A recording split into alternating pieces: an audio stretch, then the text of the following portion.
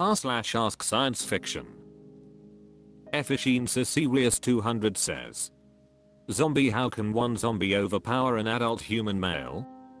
All bones and rotten flesh ready to break at the slightest snap of an attack versus an adult with fully functioning still healthy body. Yes, it's common logic that once a body zombified, the limiter set upon the brain is broken, thus allowing the zombie to exert more strength than it ever before it became a zombie. A horde of them makes sense, but how can one human still get overpowered? Not Too Dragon says. Perhaps the human knows that getting blood and spit in the face is a vector for any disease, so they can't attack too hard or they will get infected. Not necessarily zombie disease infection, but any infection. Oh, and I mean that if you attack them too hard, they'll get blood everywhere. Naps and Crimes says. A zombie can't be stunned, hurt or staggered. Any punch or even stab won't slow it down, so anything you try to get a person off you is useless. On the other side, if a zombie jumps on you and you fall, the impact will hurt. If it claws at you, that will hurt. You'll be too injured and tired in a short fight. A zombie won't. Tyrannosaurus R says. Have you ever fought an adult male or an adult anyone? Really, anyone that's within a few pounds of your weight or more? You can fight them off, and you may even not have too much of a hard time with it, but that's fighting a person who is probably trying to get punches in on you, or maybe grapple you for a second in time to get some kicks and punches to a vital area. Yet, still, you're probably going to get hit.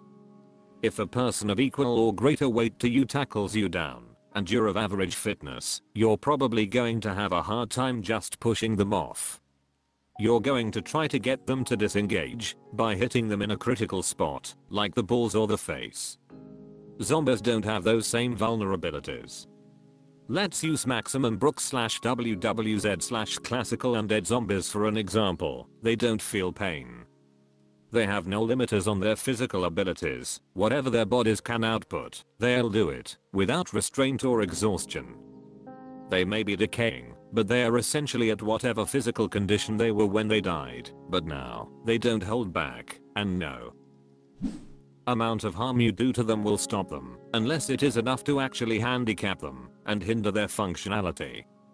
A 220-pound adult male grappling you with the sole intent of biting you, putting out full force the entire time, and not responding to any physical pain like punches or kicks, will be extremely hard to fight off.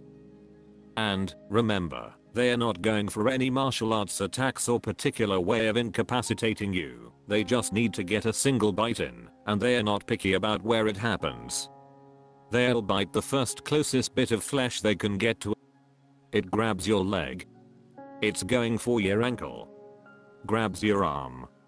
It's going for your wrist or fingers. Tackles you to the ground. It'll bite your face. This threat is magnified for 28 days later / living infected type zombies, where they not only are physically intact, but also amplified in their abilities to a certain degree.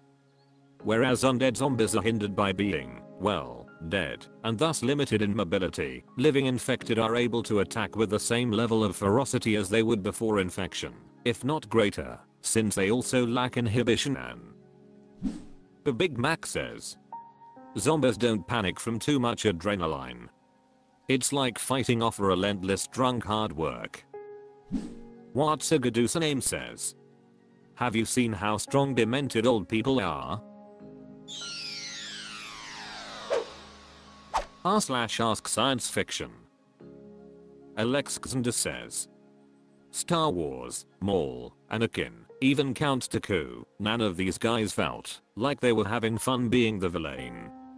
They seem to have tragic backgrounds and have fallen to the dark side. How come Sidious is always so jovial and happy when he channels his dark side? Why isn't he ever mad / angry / brooding? I noticed something on my 1000th watching of the films. All the Darksiders seem to have some sort of seriousness in how they carry themselves. It's almost as if the dark side is weighing down on them. They make you feel that the dark side is a path paved through fear and hate and suffering. But then you have someone like Sidious, who is apparently the greatest and grandest of them all, but isn't it weird how the guy almost enjoys it? Like, You never look at him and feel pity or like there is anything to redeem. In fact, he seems very happy and content in being in the dark side. How does that work? Why isn't he also aloof and angry / depressed and pissed off all the time? Why does he seem to be having the greatest time of his life when he's in combat and channeling the dark side? Almost as if he gets off on it. Roadtheexal says, to kill someone out of anger makes you an animal, but to kill someone because you enjoy their pain makes you a demon. Sadistic pleasure becomes the paramount emotional state of a supremely powerful dark force user. It's what all Sith strive to feel after all, a state of being where you are free to act upon others, but are too strong, clever, and powerful to be hit back. The dark side teaches people to give in to their passions and embrace them, to draw power from them, but it doesn't require any specific emotion. While many Sith typically take power from anger, it's not necessary. Palpatine primarily drew from his hate. He hated the Jedi. He saw them as the ultimate rival, the barrier between him and everything he wanted, which just so happened to be everything, the entire galaxy. However, he was always one step ahead of them, scheming from the shadows. All the other Sith Lords you mention were driven by some form of anger at someone specific. Vader was angry at himself most of all, after everything he had done during the rise of the Empire. Maul was angry at Kenobi and the feeling that he had been robbed of his potential as Palpatine's apprentice, and Dooku was a political idealist who was furious at the state of the galaxy and the Republic's inability to do its damn job. It's worth noting that Anakin absolutely was enjoying himself being the villain at first. In the novelization, Anakin's inner monologue while killing the separatist leaders on Mustafar can only be described like a demented spree killer, enjoying inflicting pain on people, laughing at one crawled away after Anakin sliced their legs off.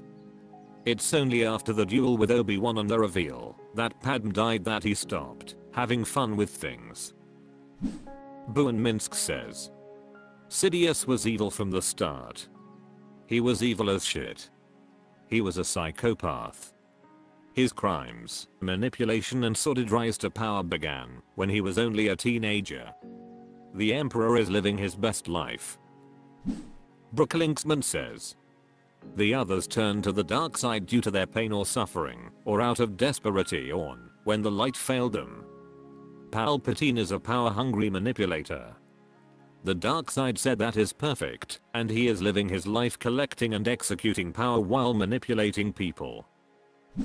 Feather Sigil says, Palpatine's power in the dark side doesn't stem from anger, hate, or aggression, nor from pain or oblivion or betrayal.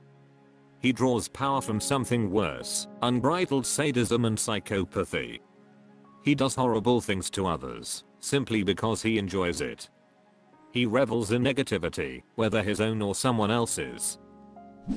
Process Ed Meat says, nature v nurtured Anakin became evil, Sidious was evil.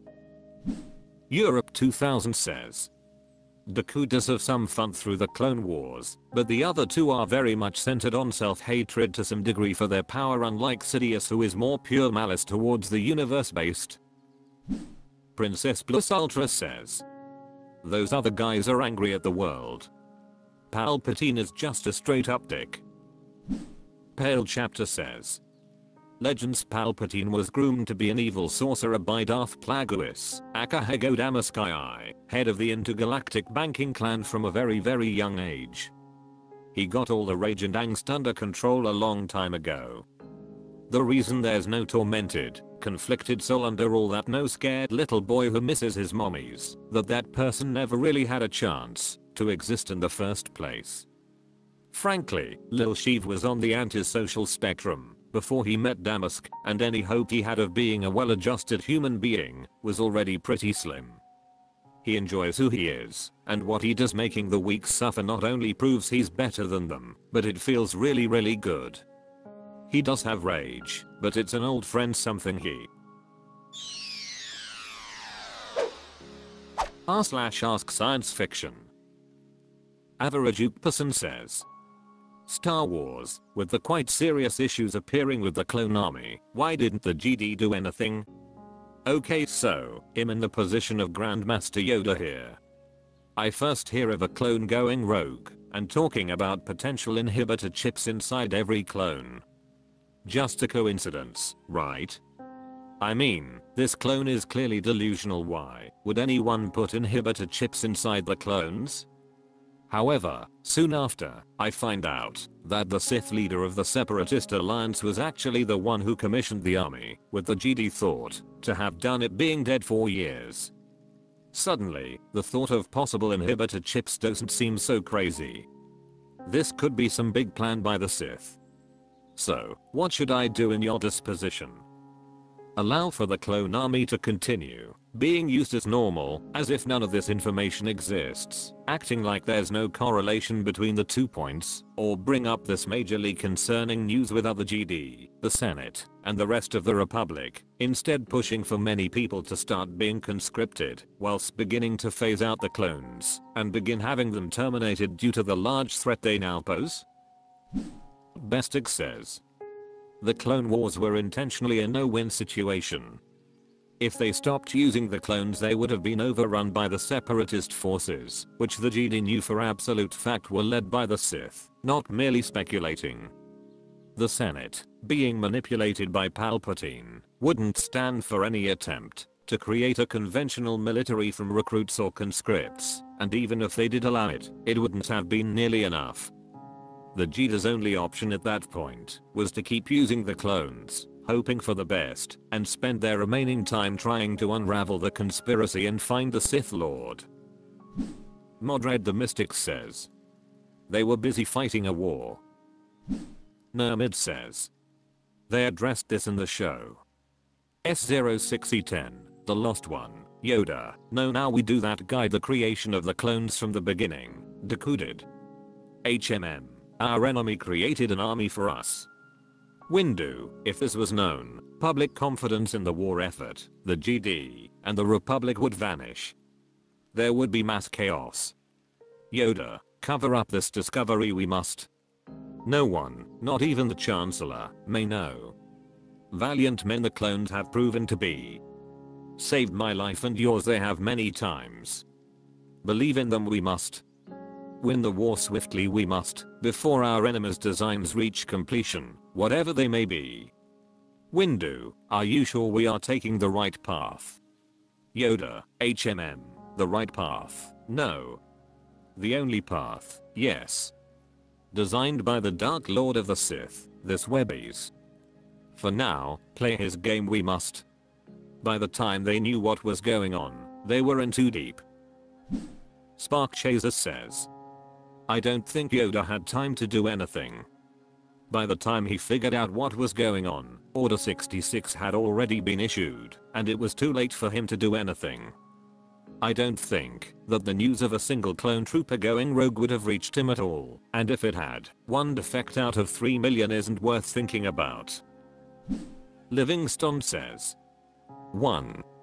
The clone was shown to be completely unbalanced and basically a nutcase thanks to whatever Palpatine did to him. 2. The clones had fought loyally for years and had formed numerous personal attachments to the Jedi. 3. They needed them. The entire Republic would have been overrun in days without them. Darth Tipo 92 says, so you gotta remember the Clone Wars lasted just over 2 years. That's not a long time and things happen very quickly in a war. The inhibitor chips and Sifo-Dyas being dead weren't discovered until the last 6 months or so of the war. With some of the most brutal fighting happening at the same time. So even if the Jedi decided to completely abandon the clones in favor of the nascent Republic military made of various militias and pirate hunters, they'd be completely overrun by the CIs in days to weeks. Even with the clones, Zagar almost collapsed at Mandalore and Coruscant despite controlling most of the Republic and Outer Rim. There was plenty going on to ensure the clones were safe, or could be quickly replaced by more reliable forces. It's just the war didn't allow for a total change of the frontline forces until the Outer Rim sieges were well underway.